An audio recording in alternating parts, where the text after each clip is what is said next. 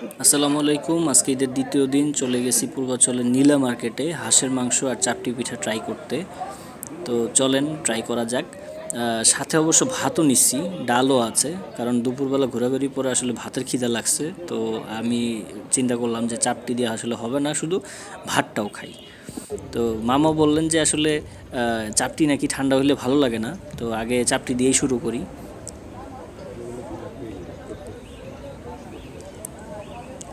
মুখে নেওয়ার পর বুঝতে পারলাম যে আসলে খুব একটা মানুষ যেভাবে বলে যে না জানি কত মজা, আমার কাছে খুব একটা ভালো লাগে নাই, কারণ ঝোলটার মধ্যে তেলের পরিমাণই ছিল বেশি। তো চলেন এবার ট্রাই করা যাক ভাত দিয়ে। তো 2 পিস মাংস নিলাম আর সাথে ঝোল। ডালটা পরে খাবো, কারণ ডালটা তো আসলে আমরা বাসা বাড়িতে অ্যাজ ইউজুয়ালি খাই। তাই আমার মনে হয়েছে যে ডালটা পরে ট্রাই করে দেখি কেমন লাগে।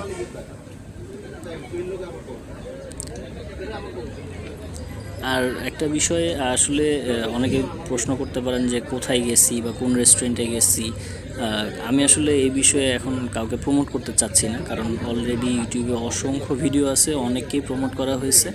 আমি আসলে যেহেতু প্রথমবার গেছি খাইতে, তো আমি আসলে জাস্ট খাবারটাকেই একটু প্রমোট করি যে খাবারটা খেয়ে আমার কেমন লাগলো।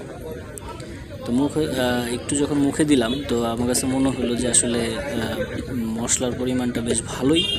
আর মাংস ছিঁড়তে গিয়ে পড়লাম আরও বিপত্তিতে, কারণ মাংসটা শক্ত ছিল। শক্ত থাকার অবশ্য কারণ আছে, কারণ মাত্রই রান্না হয়ে আসছে, তো এটা আরও জাল দিলে হয়তো বা মাংসটা আরও নরম হইতো, সেটা সময় সাপেক্ষ ব্যাপার। তো আমি আবারও বলতে চাই যে যারা কিনা আপনার হলো অতিরিক্ত তেল মশলার খাবার খান না, তো তাদের জন্য এটা মোটেও আসলে আমি রেকমেন্ড করব না।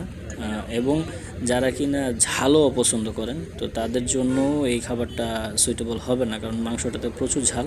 বাট আমরা অ্যাজ ইউজুয়ালি জানি যে আসলে হাঁসের মাংস যদি একটু ঝাল ঝাল করে ভুনা না করলে নাকি ভালো লাগে না। তো যাদের ওই সমস্যা আছে তারা এড়িয়ে চলতে পারেন।